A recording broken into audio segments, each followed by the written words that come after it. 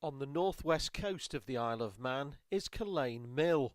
Built in around 1504, it nestles on a small sea defence promontory between Ballaugh and Derby Head. It is now home to the Isle of Man artist Frank Crompton, creator of the Penny People.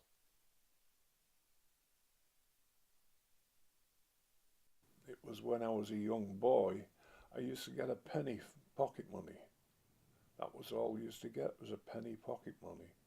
And I remember then there was not much colour about, so I decided to call the people from the past the Penny People. And that's how I came up with the name of the Penny People. It's sort of taken off. And something I did about 12 months ago was when I was having an exhibition at the gallery in Douglas, which was very successful. I sold 42 paintings altogether. And it was called really the introduction of the Penny People, which they liked very much. There's one particular man, he bought 2 paintings because I'd done something he said he'd never seen any other artists do. And what I did, I painted on the mount of children climbing into the mount and then children climbing out of the mount at the top, and that was a winner for me. It sold quite a few paintings because they really liked the idea.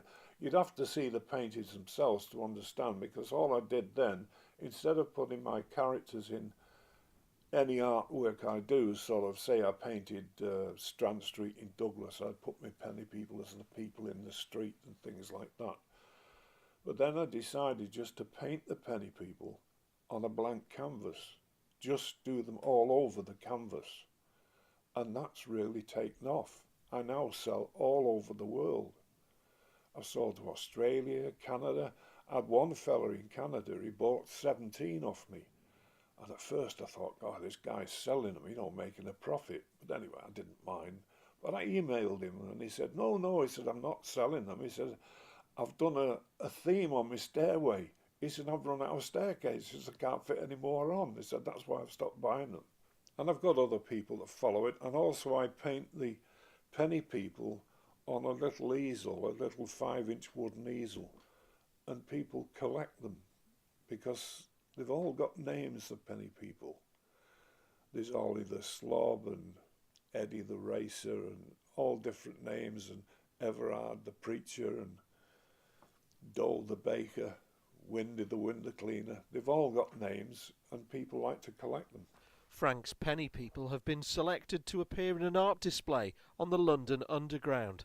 Well, this was quite a shock, really, because I got an email from a company called Art Below Limited, and they said, could you send us a couple of your paintings to look at? They'd seen some, they must have seen them on the web somewhere or something. So I sent a couple, and one of them was that one you've got in the paper, the Penny People. And then about 2 weeks later they phoned me up and said, we'd like to make it into a billboard poster on the London Underground. Oh, God, I was blown away, I thought, oh, that's fantastic. And towards the end of this month, I think there's 3 or 4 days where it's going to be exhibited in the art gallery at Mayfair, which is a top gallery. Oh, I started painting, I think, when I was about 5 or 6. And I've painted all my life in stages. I went to the art school in Salford for 2 weeks, that was all. And I was in the Navy when I was 15. I didn't paint a great deal in the Navy because I didn't really have time to do it. But after I came out of the Navy, I used to paint now and again. But I didn't really start concentrating until I retired, which is about 18 years ago. The house is over 500 years old. There's actually a painting of this house in the museum that was done by Archibald Knox. And so for the next few months, the work created here in this remote former mill in the Isle of Man will be seen by the thousands of London commuters on their daily journeys. Maybe themselves are the modern-day equivalent of Frank's Penny People.